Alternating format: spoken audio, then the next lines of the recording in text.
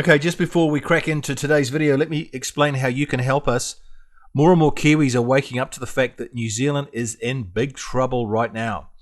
So how can we turn this country around? The answer is through education.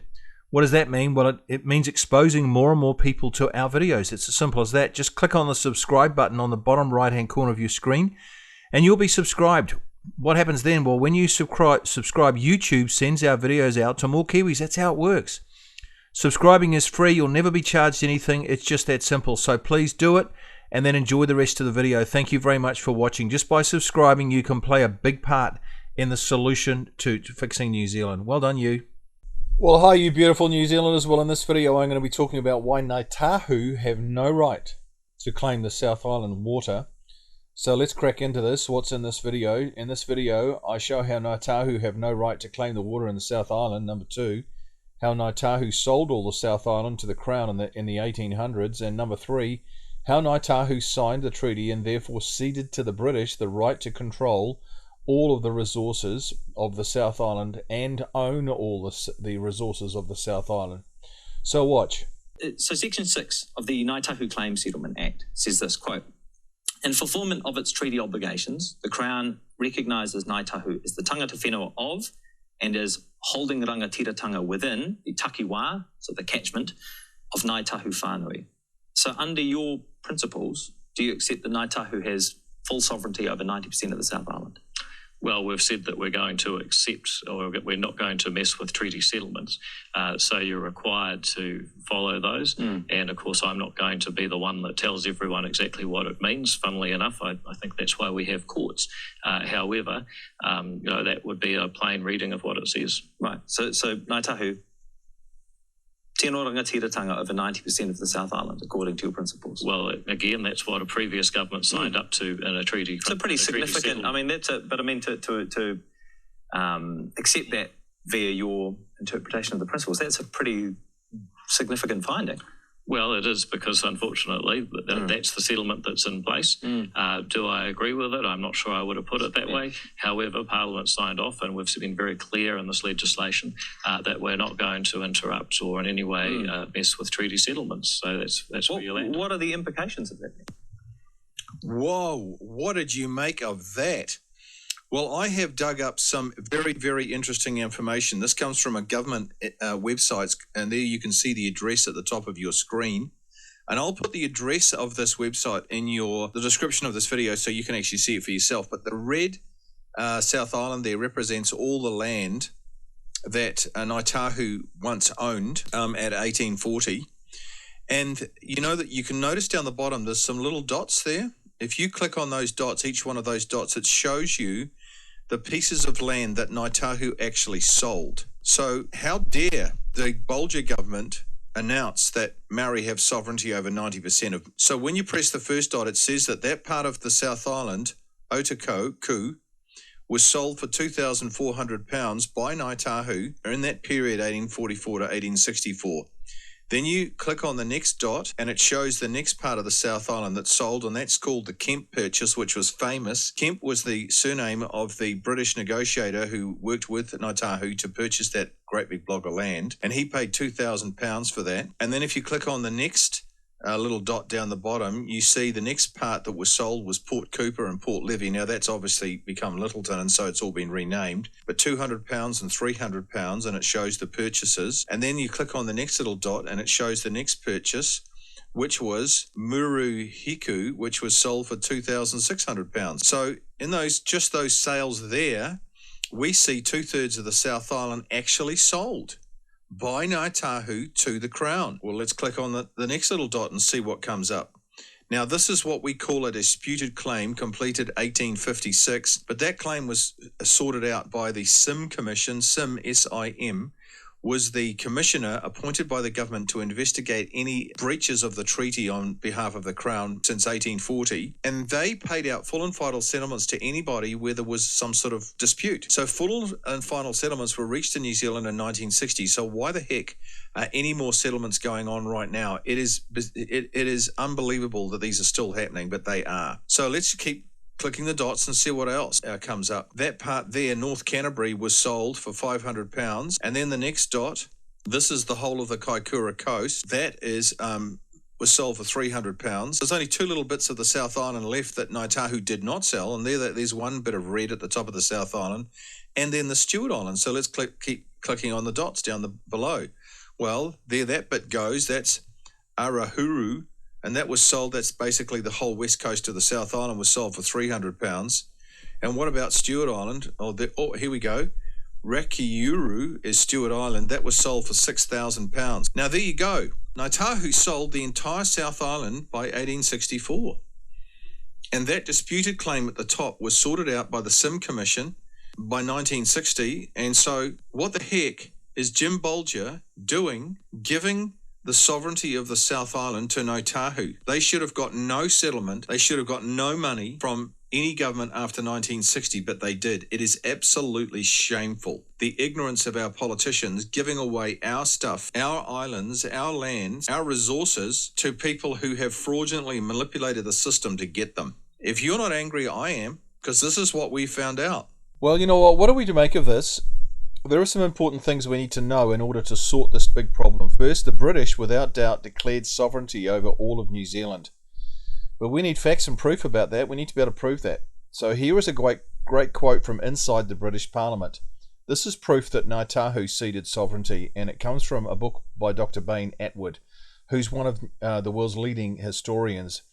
The source of Dr. Attwood's quote is from correspondence between the Colonial's Attorney General William Swainson in New Zealand and Colonial Secretary Lord Stanley in London, and the date is 1843.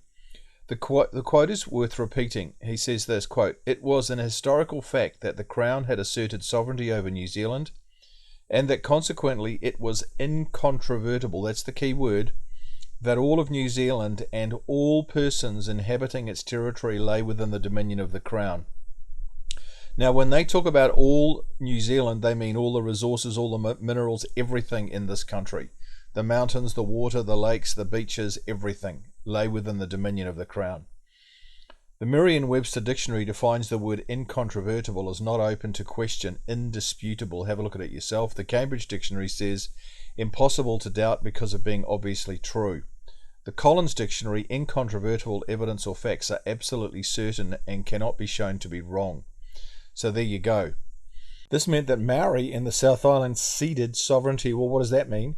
Inherent in the concept of ceding sovereignty is the idea that the management of all resources in a country, including water, are given over to the sovereign country, in this case Britain, to be managed by them. What does that mean? It means Ngai Tahu lost the right to own the water or control the water or even have a say in the water in the South Island when they ceded sovereignty in the treaty. But there's another factor to consider here, and this is a major. Well, what's that? When someone owns some land, they are sovereign over that land. Is that not true? You're the king of the castle. When the land is sold, the sovereignty over that land is transferred to the new owner. Come on. Residential land is like that. When someone sells a house and the new owner moves in and takes over the property, the previous owner must step away. Is this true or not? Yes, it is. They have no control over the property or any of the resources on that land anymore once the new owner moves in. This is what happened in the South Island when Ngai Tahu sold all their land. Now they must step away. So really, Ngai Tahu lost control of the South Island twice. They had a double loss. First, when they ceded sovereignty in the treaty, and second, when they sold all their land. So no, they, Ngai Tahu, have no right to the water in the South Island. Well, you can see where they're going with this. If they can own the water, they can own the hydro, and if they can own the hydro, they can control electricity. And if they can control electricity, they can control the country. Can you see that? Why? Because literally everyone, with few exceptions, relies on electricity. This in turn gives Ngai Tahu unbelievable wealth. They clip the ticket on everybody's power bill. From wealth comes political power. What am I saying? Maori activists know that getting control of the water is the key to taking over the country. And we all know and ought to know by now that this is their plan. If we don't know, then man, we are naive. We're living under a rock somewhere. But there's a third factor here. What's that? Well, judicial activism. The courts are stacked with activist judges. And National is doing absolutely nothing about this. In fact, Chris Luxon is an activist, and I'll put a description to a number of videos I've done about him in the description of this video. So when cases are taken to the High Court and the issue involves Maori, and something Maori want, the judges are highly likely to grant them whatever they want. Why? Because the judges are activists. It's a huge problem we have in New Zealand. Corruption is running at an all-time high. In the description of this video, I'll put a couple of articles about judicial activism in New Zealand and how serious is this problem. Okay guys, thank you for watching. Thank you for subscribing. Please share, like, and push these videos out to all your friends and family. And let's take New Zealand back. Okay guys, that's enough for today's video. Thank you so much for watching. Now we need your help with something. This is important. We have produced some great flyers and brochures which we want to get into the hands of all New Zealanders. So we need to go around the mainstream media. They're not going to help. In fact, they're making things a lot worse. So we have to go around them.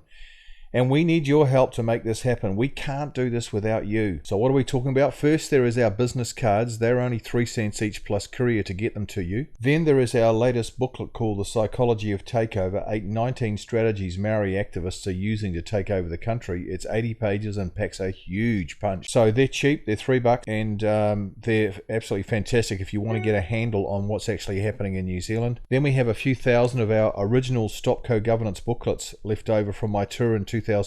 Remember these? You'll remember we printed 550,000 of these. Well, these are now free because we realized that only about 1/3 of New Zealand houses got this booklet last when I did my tour, and so we want to get to the other 2/3. So if you do a few streets around where you live, that would be absolutely phenomenal, and they are free now. Then we have our MACA, that's Marine and Coastal Act brochure 2, which alert people to the loss of our beaches. You know, we're in danger of losing all the beaches around New Zealand. The text is written by Graham Adams, who's a great author. These are now free. And then we have our beautiful bumper sticker, which we've just made. And why are we doing this? Well, New Zealand's identity is under threat. We know that. First activists have and are still trying to change the name of New Zealand to Aotearoa. We don't want that. We must oppose this. This is rubbish. Where's the referendum saying that we want to change the name of the country? There was none. It was just forced on us. Second, Maori sovereignty flags are appearing more and more all over the place, and they're just treason. So we've got to get these bumper stickers out. So we've printed some awesome bumper stickers. They're $3 each, and they measure 21.5 by 6.5, so you can see how big that would be on your car. To get any of these free products, all you need to do is pay for the courier to get them to you. For the products that cost something, like the bumper stickers or the little psychology booklet, it's the cost plus the courier to get them to you. So to order any of these products, just use this email address, cards@stopcogovernance.kiwi, and we'd love to hear from you. Finally, if you want to access all the videos we've ever made, including all our most viewed and most popular videos, and have them all in one place, which is what people are asking for, then just type in this address into your browser. There it is there, https www.youtube.com/@stopcogovernance, and you'll find it goes straight to our channel. Then what you do is save this address to your computer as a favorite. Job done. Well done. Then you've got them all in one place forever. And all the new ones that are coming in get placed into that address, so you won't miss anything. Okay, last thing, please, oh please, don't forget to subscribe. When you subscribe, you'll get the latest videos straight into your inbox. You'll never miss a video, which is great. You'll link up with like-minded people all over New Zealand, and that's very, very stimulating to have meet up with all these people who think like you. You'll be telling YouTube, I like these videos, and they will respond by advertising our videos to more Kiwis for free. It's incredible what they do, but it just relies on you replying to comments and making comments and liking things and sharing things and activity. That's what it is. It's just activity on our channel. And turning New Zealand around is simply a matter of reaching more Kiwis with the truth. So just click on the subscribe button on the bottom right hand side of your screen. The little yellow arrow is showing you where it is, and you'll be subscribed. Okay, see you next time. You guys are awesome.